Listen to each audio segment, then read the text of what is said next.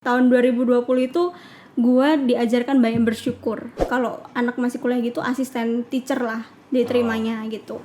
Dan itu gajinya nggak cocok sama cicilan. Kalau gue stay di sini nih nggak ada masa depan gue nih. Paling kerja, abis itu disuruh nikah. Aku lupa Yusuf. Yusuf ya.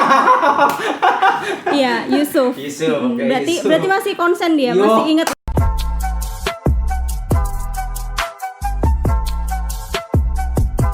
Ya, selamat datang kembali di podcast Suara Next Gen. Dan kami juga dari tim Suara Next Gen mengucapkan selamat Natal dan Tahun Baru buat teman-teman yang belum merayakannya.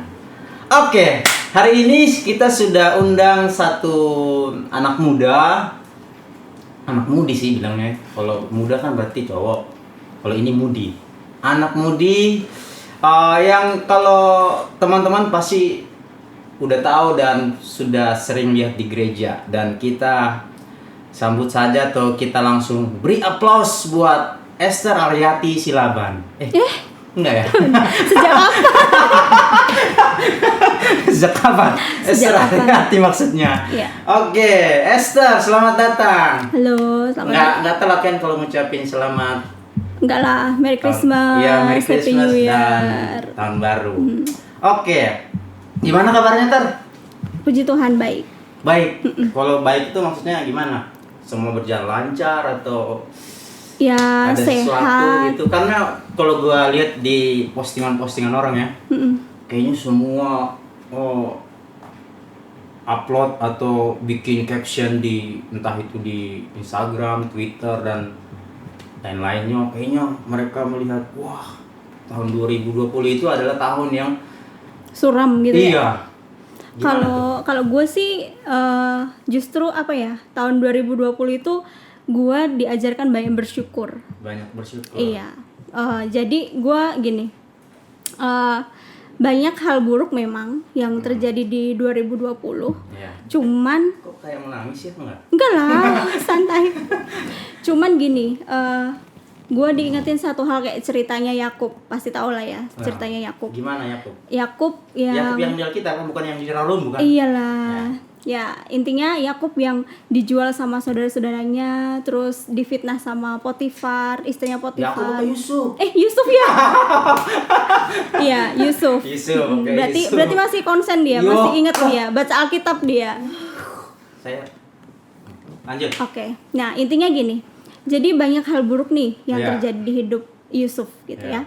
Tapi di ending ceritanya tuh dia nggak pernah menyalahkan saudara-saudaranya kah, istri Potifar yang memfitnah kah, lalu apalagi juru minum yang melupakan dia kah. Nah, itu intinya aku dapat satu hal sih di 2020, bahwa hal baik maupun buruk itu maunya Tuhan gitu, untuk mendatangkan kebaikan bagi banyak orang. Mungkin bukan buat gue doang, tapi buat banyak orang. Ya gitulah intinya. Banyak sih kalau hal-hal sulit yang gue lalui 2020, banyak. Cuman entah kenapa gue selalu menemukan cara untuk mensyukuri gitu. Cara untuk bersyukur gitu. Luar biasa. Jadi banyak mengalami rasa syukur di tahun 2020. Oke. Esther, kalau boleh tanya, sekarang usianya udah berapa? 26. Biasanya di usia 26 untuk seorang wanita tuh Apa? mereka biasanya mempersiapkan ke pelaminan. Belum ada arah ke sana. Arah ke sana sudah. Sudah. Cuman ya Kaget lu. Bercanda. Ya gitulah. Karena kondisi ya, makanya ya nantilah gitu. Oh, gitu. Tapi jadi santai aja. Udah mempersiapkan tapi. Kenapa? Kenapa? Harus tegas dong. Kan itu kan bersejarah. Maksudnya itu perlu dibanggakan, perlu di Iya dong. Iya. Iya, aku kan udah bilang iya, sudah. Sudah ya, luar biasa. Oke. Kita mau kulik-kulik nih, seorang Esther tuh kisah hidupnya seperti apa sih? Nah, sepengetahuan dan teman-teman juga banyak yang tahu pasti, Esther ini banyak bergelut bertanding banyak di lingkungan anak. Oke. Dunia anak maksudnya ya. Itu kalau bisa dibilang panggilan, atau kan biasanya awalnya orang tuh dibilang panggilan, tapi kalau dikorek-korek sebenarnya kecemplung gitu secara nggak sengaja. Oke. Mau cerita sejarahnya ya? Sejarahnya kenapa gue berakhir di dunia anak gitu ya? Iya. Jadi kalau ini ceritanya sebenarnya panjang sih, cuman ya coba dipersingkat aja kali ya. Jadi pertama-tama gue pengen cerita kehidupan anak-anak gue dulu. Maksudnya masa anak-anak gue. Okay. Jadi gue di keluarga gue itu gimana ya, kurang deket sama bapak gue dulu. Bisa dibilang apa ya, kurang akur, pokoknya kurang deket lah. Kalau orang-orang bilang bahwa harusnya cinta pertama anak perempuan tuh harusnya bapaknya gitu kan. Nah, pernah dengar kan istilah itu kan? Itu tuh gue nggak, karena gue memang nggak dekat sama bapak gue. Penyebabnya apa? Ya itu panjang, ceritanya panjang. Tapi intinya begitu. Terus misalnya anak perempuan tuh bisa nanti kalau mencari suami misalnya pengennya cari sosok ayah, bapak. Nah, aku tuh nggak begitu. Enggak. Karena memang sosok ayah yang bapak gue gitu nggak seperti yang ayah pada umumnya gitu. Nah, lalu maksudnya pada umumnya tuh gimana? Sedikit ya. Yang gue garis bawahi banget sih gini. Ya, ayah harusnya memimpin dong gitu. Nah, bapak gue tuh bukan tipe yang memimpin. Berarti lo menemukan tipe ayah lo itu bukan pemimpin. Oke. Dan dulu. Kalau sekarang bapak gue luar biasa sih. Nanti ceritanya ada lagi. Terus dia juga kurang bertanggung jawab sama keluarga. Jadi gue melihatnya tuh ibu gue yang lebih bertanggung jawab, ibu gue yang lebih betul. Gitu. Nah, makanya disitulah timbul kekecewaan gue sama bapak gue. Akhirnya ya udah, itu masa kecil sampai gue SMA lah di rumah. Kemudian lulus SMA tuh gue memutuskan untuk kerja di luar. Pokoknya kalau dulu ya kalau bisa yang jauh gitu, yang nggak usah pulang sering-sering gitu. Emang Esther dari mana? Aku waktu itu memutuskan buat ke Batam. Lulus. Tinggalnya dulu di rumah sepupu. Iya, di mana maksudnya, di Korea kah? Hah? Di Batam. Bukan, maksudnya tinggalnya. Dulu tinggal sama orang tua tuh di mana? Tinggal sama orang tuanya. Itu di Salatiga. Salatiga. Jawa Tengah ya? Betul. Nah, terus lulus SMA memutuskan buat lulus SMA tahun berapa? 2011. 2011. Umur 17 tahun waktu itu gue. Jadi 17 tahun gue yang nggak pernah kemana-mana. Terus memutuskan buat langsung ke Batam. Itu ikut saudara sih, ikut sepupu gue. Ya udah, di situ gue kerja karena gue melihat kayak kalau gue stay di sini nih nggak ada masa depan gue nih, paling kerja abis itu disuruh nikah gitu. Beneran disuruh nikah sama tetangga gitu, atau pokoknya orang situ juga lah. Itulah masih adatnya seperti itu. Makanya gue memutuskan buat keluar waktu itu. Ya udah, gue keluar ke Batam kerja, tinggal sama sepupu gue. Nah, gue tinggal sama sepupu tuh, sepupu gue udah berkeluarga nih. Gue bareng-bareng sama dia tuh semenjak dia pokoknya pas hamil pertama gitu, terus berkeluarga di sana, dan gue tinggal sama mereka 2,5 tahun. Nah, berarti kerja juga selama 2,5 tahun di Batam. Di Batam. Oke. Kemudian gue ngeliat lagi nih, di Batam gue akan berakhir cuma jadi pekerja doang nih, karena sama kayak di kampung, nggak melihat sesuatu yang cerah gitu. Karena di sana ya gitulah, kerja terus, nggak pernah libur, minggu juga nggak pernah libur, kayak gitu. Kerjanya shift, jadi kalau aku mau kuliah pun nggak bisa. Jadinya gue pas 2,5 tahun kemudian pulang. Pada waktu itu sebenarnya rindu pengen kuliah sebenarnya. Ada.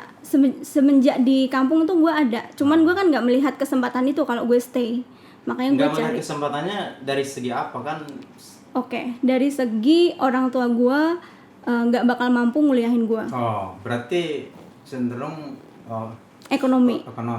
Betul, iya, gitu. Terus akhirnya gue di Batam 2,5 tahun juga nggak melihat potensi mau kuliah kan, karena kerja. Akhirnya gue pulang nih. Pulang itu sebenarnya masih ada. Pulang dari Batam ke Salatiga. Berarti Iya. tadi kan 2011. Nggak dong. Langsung ya? Langsung. Iya, 2011 berarti balik Desember 2013. 2013. Oke. Terus pas mau pulang itu mampir nih ke sini, ke Bekasi, ke saudara juga. Ya. Nah, baru gua iseng-iseng ninggalin lamaran kerjaan nih. Apa ninggalin? Ninggalin lamaran kerjaan. Maksudnya gini, Ngelamar iseng gitu nih ngelamar maksudnya? kerja ini, coba aja gitu. Ya udah. Ke perusahaan atau apa? Iya, ke perusahaan. Gue tinggal liburan, pas liburan gue dipanggil ke perusahaan itu di Bekasi. Akhirnya gue nggak balik lagi ke Batam. Padahal gue masih ada kontrak sebenarnya di sana. Akhirnya gue kesini. Ya udah, di perusahaan ini gue kerja jadi admin, kerjanya jam kantor lah gitu. Terus itu 2014 awal berarti ya. Terus 2000 gue di sini juga tinggal sama sepupu gue, udah berkeluarga juga. Nah ini nanti ada hubungannya nih, kenapa gue terjun ke dunia anak. Tinggal sama sepupu ini? Berkeluarga, iya. Gue pokoknya diizinkan nggak boleh ngekos gitu loh. Iya. Gue selalu ditempatkan. Karena biasanya kebanyakan orang kalau udah merantau dari itu pasti mau ngekos ya, kan. sendiri supaya lebih mandiri segala Iya, macam. betul. Tapi gue pokoknya cerita gue tuh selalu di rumah keluarga, keluarga baru menikah, baru mau punya anak dan segala macem gitu. Itu nanti akan ada pengaruhnya sih gitu. Nah, dari proses yang gue tanya tadi, kenapa ya, ke dunia anak? Betul. Lanjut. Nah, lanjut. Akhirnya gue setahun kemudian kerja di sini bisa nih kuliah gitu. Pada akhirnya kuliah. Kuliah. Nah, waktu mau cari jurusan kuliah apa, itu sebenarnya juga iseng juga. Jadi nggak niat banget, nggak pure kan berarti? Iya, nggak. Gue akui bukan panggilan pure gitu. Ya, okay. Jadi gue cuma mikir, gue cuma cocokin sama kebutuhan gue. Maksudnya yang bisa sambil kerja, yang murah, karena biaya sendiri kan, yang murah, terus yang bisa dijangkau gitu, maksudnya jaraknya. Ya udah, akhirnya ada temen, dia cerita kuliah di, kalau tahu Unindra. Di Tanjung Barat. Belum pernah dengar sih. Nggak pernah dengar ya. Oke. Nah, udah kuliah di situ. Itu kuliahnya Sabtu doang nih. Lu bisa pilih pagi atau sore. Tapi ngambil apa jadinya? Jurusan nah, apa? Tunggu sebentar. Sabar. Terus ya udah akhirnya itu kan. Nah, terus jurusan nih, soal jurusan. Terus gue bisanya apa ya gitu. Temen gue itu matematika. Kalau gue sama dia matematika, gue kayaknya nggak kuat deh, nggak mampu gitu kan. Terus apa ya? Bahasa kali ya. Bahasa kan bisa lah dipelajari gitu. Bahasa apa? Bahasa Indonesia biasa banget. Apa ya? Bahasa Inggris aja lah gitu. Gue pokoknya daftar itu iseng-iseng aja lah. Iseng-iseng akhirnya daftar lah bahasa Inggris pendidikan gitu. Dulu gue nggak tahu apa sih bedanya pendidikan bahasa Inggris sama literatur bahasa Inggris itu gimana sih gitu. Asal aja pokoknya. Itu beda ya? Beda ya? Asal aja pokoknya. Akhirnya pilih itu, dijalanin. Kemudian gue mulai mikir lagi, kerjaan sama kuliah gue nggak nyambung nih gitu.